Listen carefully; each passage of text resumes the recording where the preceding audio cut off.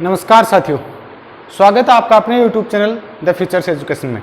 साथियों, हम संसद पढ़ रहे थे और संसद जो शुरुआत 79 से होती है उसके हमने 79 से लेकर 90 तक के अनुच्छेद जो है वो कंप्लीट कर लिए थे। साथियों, आज हम जो बचे हुए संसद के जो आर्टिकल्स हैं, संसद से संबंधित जो आर्टिकल्स हैं उनके बारे में चर्चा करेंगे। तो 90 तक तो हमने आर्टिकल पढ़ लिए हैं। आज हम कहां से शुरुआत कर रहे हैं? आर्टिकल 91 से। आर्टिकल 91, 2, 3, 4, 5, 6 एंडेड 101 यानी 101 और आर्टिकल 102 के बारे में चर्चा करेंगे। ये मुख्य आर्टिकल्स हैं जो हमें संसद से जुड़ी हुई बातों का जिक्र करते हैं। ठीक है साथियों, तो आर्टिकल 91, आर्टिकल 91 क्या कहता है कि सभापति के पद पर कार्य करते वक्त उपसभापति की शक्तियां। साथियों, राज्यसभा का जो सभापति होता है वो उपराष्ट्रपति होता है और उपराष्ट्रपति जो होता है वो राज्यसभा का सदस्य नहीं होता है बल्कि पदेन सभापति होता है। ठीक है, तो जो उपराष्ट्रपति होता है वो राज्यसभा क्या होता है? पदेन सभापति होता है। तो जब उपराष्ट्रपति नहीं होगा यानी कि राज्यसभा का सभापति नहीं होगा तो सभापति के रूप में कौन कार्य करेगा? उपसभापति कार्य करेगा। ठीक है, और उपसभापति का जो पद है वो राज्यसभा के ही सदस्यों में से किसी एक को चुनकर उपसभापति के रूप में किसी सदस्य को चुने लिया जाता है। ठीक है, अगर सभापति अपने पद पर नहीं है तो उसकी जगह कार्य कौन करेगा? उपसभापति करेगा। अगर उपसभापति का पद भी रिक्त है तो ऐसे जो सिचुएशन में क्या होगा कि राष्ट्रपति द्वारा किसी ऐसे व्यक्ति को नियुक्त किया जाएगा जो राज्यसभा की कार्रवाई को संचालित कर सके।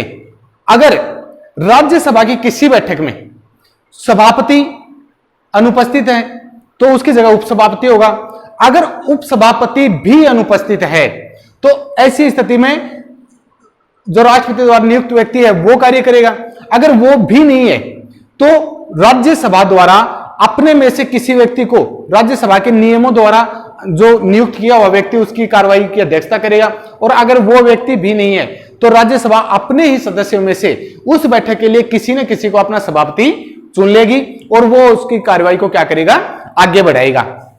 ठीक है साथियों, तो आर्टिकल 91 क्या कहता है कि जब सभापति का पद रिक्त हो तो उसकी जगह उपसभापति कार्य करेगा। अगर उपसभापति का भी पद रिक्त है तो राष्ट्रपति द्वारा नियुक्त जो व्यक्ति है वो सभापति के रूप में कार्य करेगा। और अगर वो व्यक्ति भी नहीं है तो राज्यसभा नियम और प्रक्रियाओं द्वारा अपने में से किसी ऐसे व्यक्ति को चुन लेगा जो उस कार्रवाई को आगे बढ़ा सके। तो ये हमें कौन बताता है? आर्टिकल 91 कहता है। आर्टिकल 92 है, वो कहता है कि सभापति व उपसभापति को पद से हटाने का अगर संकल्प विचाराधीन है तो फिर क्या होगा?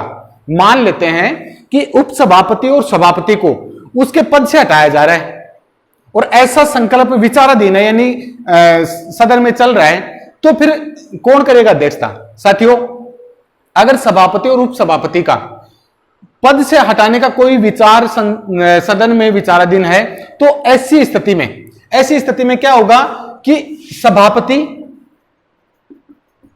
व उपसभापति सदन में उपस्थित रहते हुए भी पीठासीन नहीं होंगे। पीठासीन का मतलब कि वो दोनों सदन में हैं लेकिन अध्यक्षता नहीं कर पाएंगे। क्यों? क्योंकि उनके खिलाफ क्या चल रहा है? उनको हटाने का कोई प्रस्ताव या विधेयक सदन में विचाराधीन है, प्रक्रिया में है। तो ऐसी स्थिति में सभापति और जो उपसभापति है वो पद पे अपना कार्य नहीं कर पाएंगे उपस्थित रहते हुए। वो सदन की कार्रवाई में भाग ले सकते हैं। क्या कर सकते हैं वो? पहला तो क्या कर सकते हैं? कार्रवाई में भाग ले सकते हैं, भाग ले सकते हैं। दूसरा कि वो सदन को संबोधित कर सकते हैं। क्या कर सकते हैं? सदन को संबोधित कर सकते हैं। यानी कि अगर सभापति और उपसभापति के खिलाफ उनको पद से हटाने का कोई भी विचार सदन में चल रहा है तो ऐसी स्थिति में सभापति और उपसभापति उपस्थित रहते हुए भी अध्यक्ष के रूप में कार्य नहीं करेंगे। वो सदन की कार्रवाई में भाग भी ले सकते हैं और सदन को संबोधित भी कर सकते हैं, लेकिन मत डालने का अधिकार उनको नहीं होगा। किसको नहीं होगा? राज्यसभा के सभापति और उपसभापति को मत डालने का अधिकार नहीं मिलेगा। क्या कर सकते हैं? वो सदन को संबोधित कर सकते हैं, उसकी कार्रवाई में भाग ले सकते हैं, उपस्थित रहते हुए भी पीठासीन नहीं होंगे, यानी अध्यक्षता नहीं करेंगे, और मत देने का अधिकार उनको नहीं मिलेगा। ठीक है साथियों। आर्टिकल 93 क्या कहता है कि लोकसभा का अध्यक्ष और जो उपाध्यक्ष हैं वो कौन सदस्य होंगे? भी राज्यसभा का जो सभापति है वो पीठासीन होता है, राज्यसभा का सदस्य नहीं होता है, और जो उपसभापति होता है वो राज्यसभा का ही सदस्य होता है, जिसे राज्यसभा के सदस्य द्वारा चुना जाता है। तो लोकसभा के जो सभा अध्यक्ष और उपाध्यक्ष हैं वो कौन लोग होंगे? क्या वो भी राज्यसभा के सभापति की तरफ पीठासीन होंगे, सॉरी पदेन सभापति होंगे, या फिर उन्हीं सदस्यों में से होंगे? तो साथियों, जो लोकसभा का उपाध्यक्ष और अध्यक्ष है वो लोकसभा के ही सदस्यों में से, लोकसभा के सदस्य द्वारा एक अध्यक्ष और एक उपाध्यक्ष चुन लिया जाता है, जो उनकी लोकसभा की कार्रवाई को आगे बढ़ाते हैं। ठीक है। तो लोकसभा का अध्यक्ष और उपाध्यक्ष कौन होंगे? लोकसभा के ही सदस्यों में से किसी दो व्यक्तियों को अध्यक्ष और उपाध्यक्ष के रूप में चुन लिया जाएगा। ठीक है साथियों। तो हमने आर्टिकल 91, 92 और 93 देख लिए।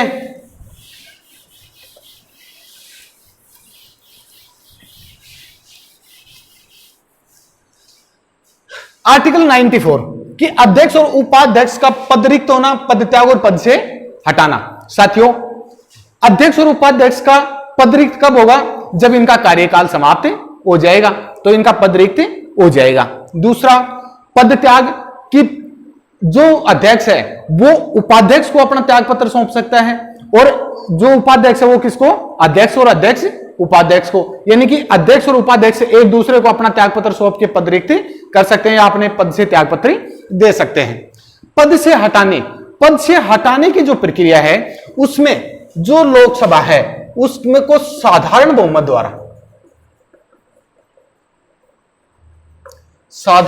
द्वारा क्या किया जाता है?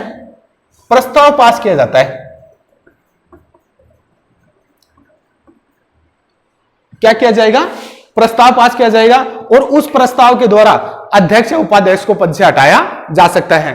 साथियों, पद से हटाने के लिए जो अध्यक्ष और उपाध्यक्ष हैं, जो अध्यक्ष हैं और उपाध्यक्ष हैं, इनको कोई भी प्रस्ताव इनको पद से हटाने संबंधित रखने से पहले 14 दिन पूर्व इनको क्या दिया जाएगा? सूचना दी जाएगी कि इनके खिलाफ इनको पद से हटाने की प्रक्रिया शुरू की जा रही है। अगर इनको 14 दिन पूर्व सूचना नहीं दी जाती है तो इनको पद से नहीं हटाया जा सकता। इनको, क्योंकि ये 14 दिन पर जो पूर्व सूचना दी जाती है वो क्यों दी जाती है? वो इसलिए दी जाती है ताकि बचाव कर सके, यानी कि सदन में अपना बचाव रख सके, अपना पक्ष रख सके, इसलिए उनको 14 दिन पूर्व सूचना देना अनिवार्य है। साथियों, पद रिक्त होना, पद रिक्त मान लेते हैं कि संसद का कार्यकाल पूरा हो गया, अब कार्यकाल पूरा हो गया तो सभी का कार्यकाल समाप्त हो जाएगा, पद रिक्त हो जाएंगे, नई लोकसभा का गठन होगा, चुनाव होंगे, लेकिन जो अध्यक्ष है लोकसभा का वो तब तक अपना पद रिक्त नहीं करेगा जब तक नई लोकसभा के गठन का प्रथम अधिवेशन नहीं हो जाता।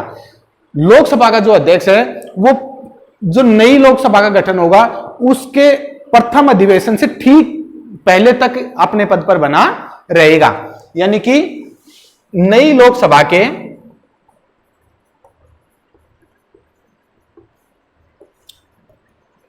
प्रथम अधिवेशन के ठीक पहले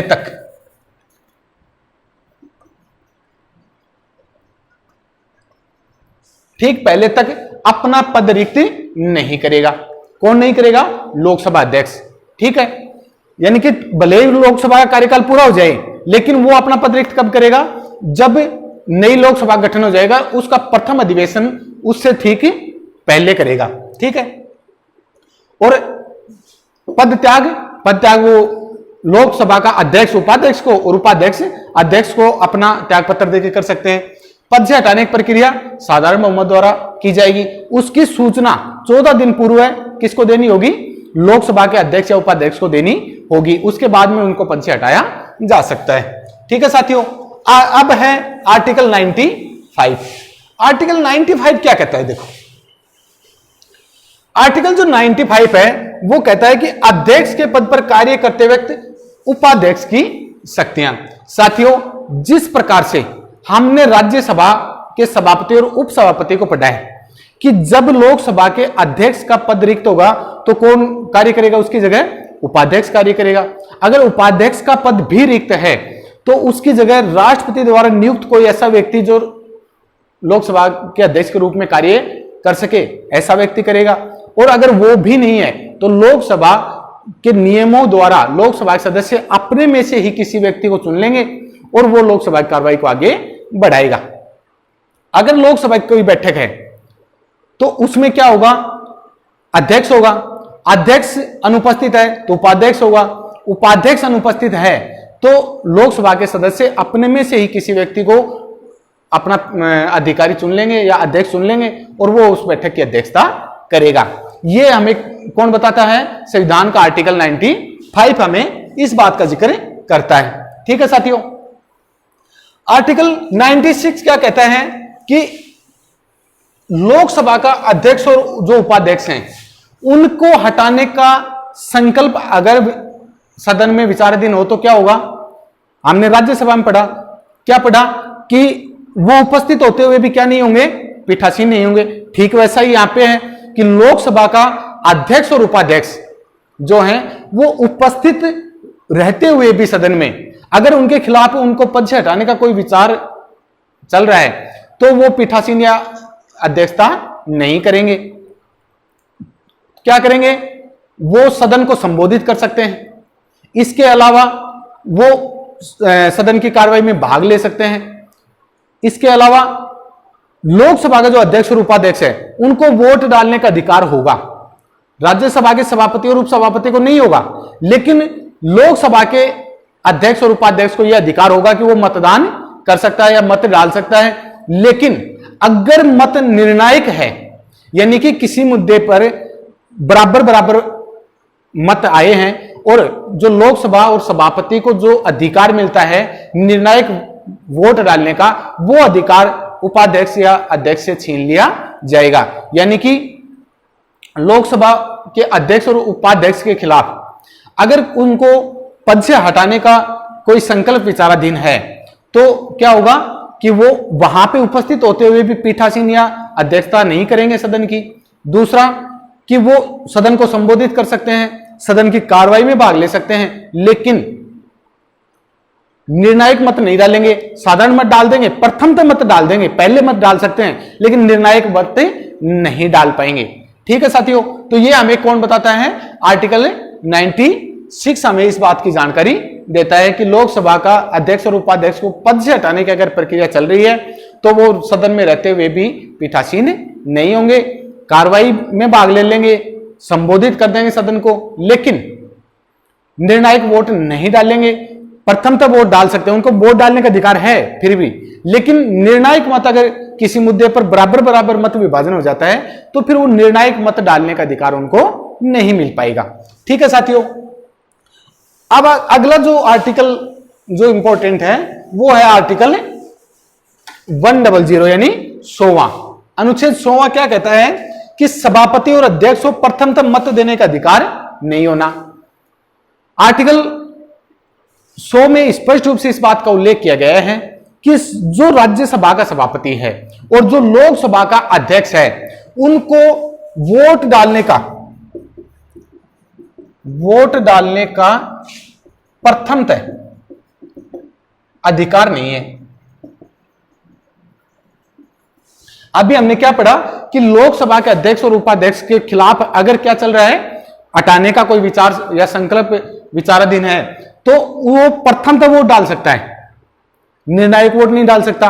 और आर्टिकल 100 क्या कहता है या आर्टिकल 100 क्या कहता है कि सभापति और लोकसभा का जो अध्यक्ष है वो प्रथमतः वोट नहीं डालेंगे।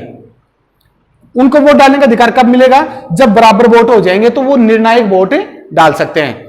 निर्णायक वोट कब नहीं डाल सकते वो, जब उनको खुद को हटाने का अगर प्रक्रिया चल रही है तो वो निर्णायक वोट डालने का अधिकार उनको नहीं मिलेगा। अन्यथा अगर साधारण स्थिति में है तो वो सिर्फ निर्णायक वोट ही डाल सकते हैं, पहले वोट डालने को उनको अधिकार नहीं दिया जाएगा। ठीक है, तो ये कौन कहता है?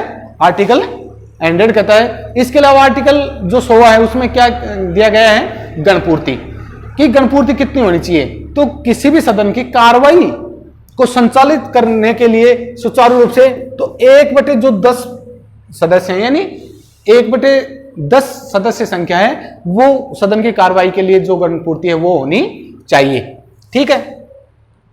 आर्टिकल 101, आर्टिकल 101 कहता है कि स्थानों का रिक्त होना, कि कोई स्थान रिक्त कैसे होता है? सदन का, जो संसद के 2 सदन हैं, कौन कौन से हैं साथियों? हमने पढ़ा था कि संसद के भाग तो 3 होते हैं, लेकिन सदन कितने होते हैं? 2 ही होते हैं। एक होता है लोकसभा और एक होता है राज्यसभा। साथियों, लोकसभा और राज्यसभा में पद रिक्त कब होगा? देखो, कोई भी सदस्य है, यानी कि कोई भी संसद सदस्य है, चाहे वो लोकसभा का हो चाहे राज्यसभा का हो, वो व्यक्ति एक ही समय में दोनों सदनों का सदस्य नहीं चुना जाएगा। यानी कि एक साथ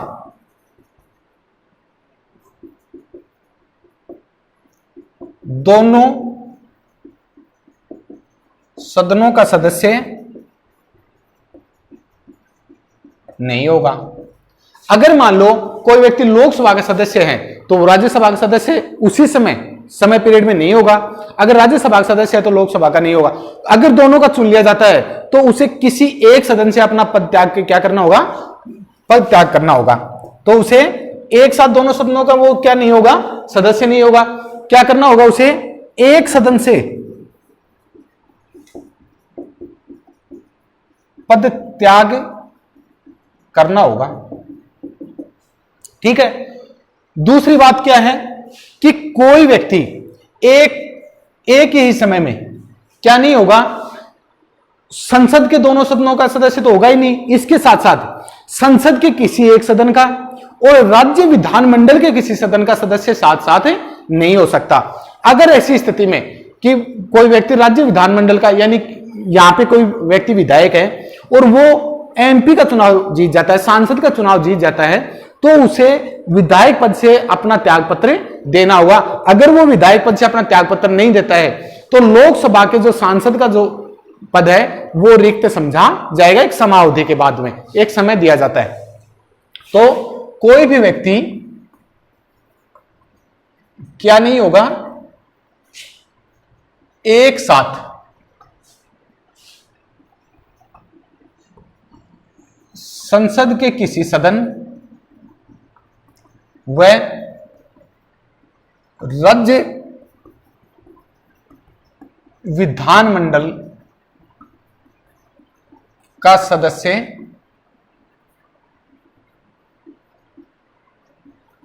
नहीं होगा। कि कोई भी व्यक्ति एक ही समय में संसद के किसी सदन का और राज्य विधानमंडल यानी अपने विधानसभा या विधान परिषद का सदस्य नहीं होगा। अगर ऐसा हुआ कि कोई व्यक्ति एक ही समय में दोनों का सदस्य चुन लिया जाता है तो उसे पहले जो पद है उससे त्याग पत्र देना होगा, अपना पद वहां पर रिक्त करना होगा। अन्यथा जहां वो चुना गया है वो पद उसको रिक्त मान लिया जाएगा या वहां पर उसका पद है वो क्या होगा? रिक्त घोषित कर दिया जाएगा। ठीक है। तीसरी बात क्या है? तीसरी बात कि व्यक्ति अपना त्याग पत्र दे दे। क्या? कि त्याग पत्र, पद रिक्त कैसे समझा जाएगा? पहला कि संसद के दोनों सदनों का एक साथ सदस्य नहीं होगा। दूसरा कि एक ही समय में संसद के किसी सदन और राज्य विधानमंडल के किसी सदन का सदस्य नहीं होगा। और तीसरा क्या है? त्याग पत्र, कि व्यक्ति त्याग पत्र दे दे और वो त्याग पत्र संबंधित अधिकारी द्वारा स्वीकार कर लिया जाए। अगर संबंधित अधिकारी उसको स्वीकार नहीं करता है तो वो तो नहीं होगा, पद रिक्त नहीं होगा। लेकिन अगर किसी व्यक्ति ने त्याग पत्र दिया है और संबंधित अधिकारी ने उसको क्या कर लिया है?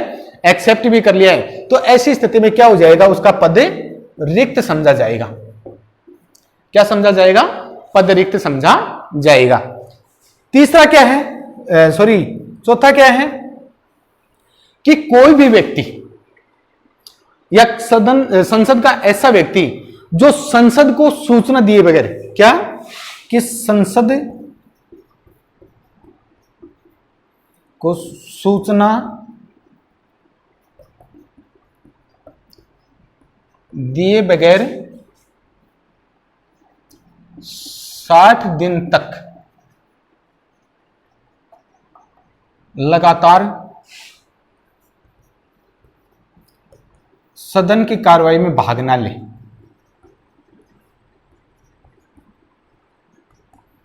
भाग नहीं लेने पर कि कोई भी व्यक्ति सदन को सूचना दिए बगैर जो संसद सत्र है उसमें लगातार 60 दिन तक अनुपस्थित रहता है, यानी सदन की किसी भी कार्रवाई में भाग नहीं लेता है, तो उसका पद क्या मान लिया जाएगा? रिक्त मान लिया जाएगा। क्या मान लिया जाएगा? भाग नहीं लेता है, लेने पर क्या होगा? पद रिक्त समझा जाएगा।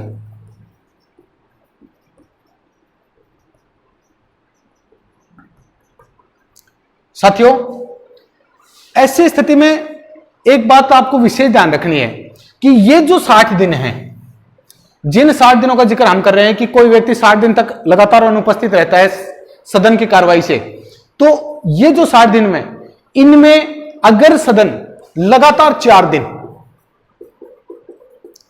अगर कोई सदन लगातार 4 दिन तक स्थगित रहता है, कितने दिन तक?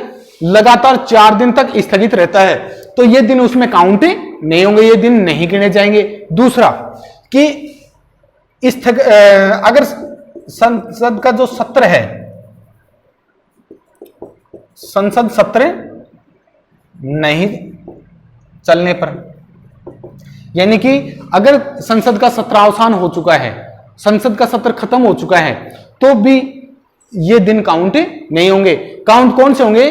कि संसद का सत्र चल रहा है, कार्रवाई चल रही है और लगातार वो सदस्य 60 दिन तक अनुपस्थित है, उसकी किसी भी कार्रवाई में भाग नहीं ले रहा है, तो वो ऐसी स्थिति में उसे क्या समझा जाएगा? पद रिक्त समझा जाएगा। काउंट अगर कोई भी सदन 4 दिन तक लगातार स्थगित रहता है, तो वो 4 दिन उस 60 दिन में नहीं जोड़े जाएंगे, या फिर सदन स्थगित हो जाता है तो वो स्थगित होने का जो समय है वो भी उसमें काउंट नहीं होगा।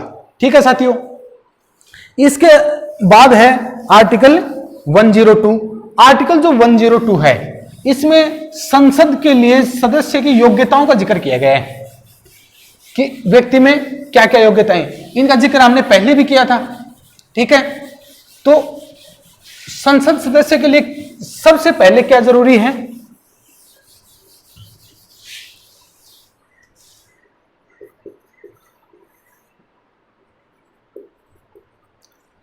साथियों, संसद के सदस्य के लिए जो योग्यताएं हैं वो सबसे पहले क्या है कि वो क्या हो? भारत का नागरिक हो। क्या होना चाहिए? वो भारत का नागरिक होना चाहिए। दूसरा कि वह पागल और दिवालिया नहीं होना चाहिए। क्या नहीं होना चाहिए? वो पागल या दिवालिया ना हो। और इसके अलावा अगर वो लोकसभा के लिए चुना जाना है तो उसके लिए उसकी 25 वर्ष आयु निर्धारित की गई है, और अगर वो राज्यसभा के लिए चुना जाना है तो उसके लिए 30 वर्ष की आयु निर्धारित की गई है। ठीक है, और दूसरा इसके बाद है कि वो किसी प्रकार कोई अपराधी नहीं होना चाहिए, उसके ऊपर कोई अपराध सिद्ध नहीं होना चाहिए। तीसरी बात है कि वो किसी लाभ के पद पर नहीं हो, किसी लाभ के पद पर नहीं होना चाहिए।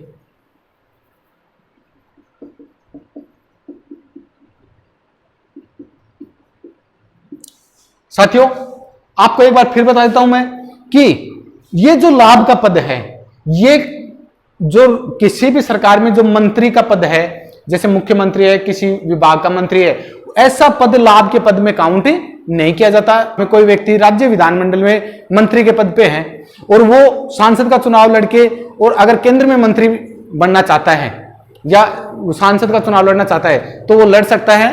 वो पहले का जो पद है वो क्या नहीं माना जाएगा, लाभ का पद नहीं माना जाएगा। ठीक है साथियों, तो आज हमने संसद से जुड़े कुछ आर्टिकल्स का जिक्र किया है, अपेक्षा करता हूं आपको समझ में आया होगा। अब साथियों संसद से जुड़े हुए लगभग हमने आर्टिकल्स पढ़ लिए हैं।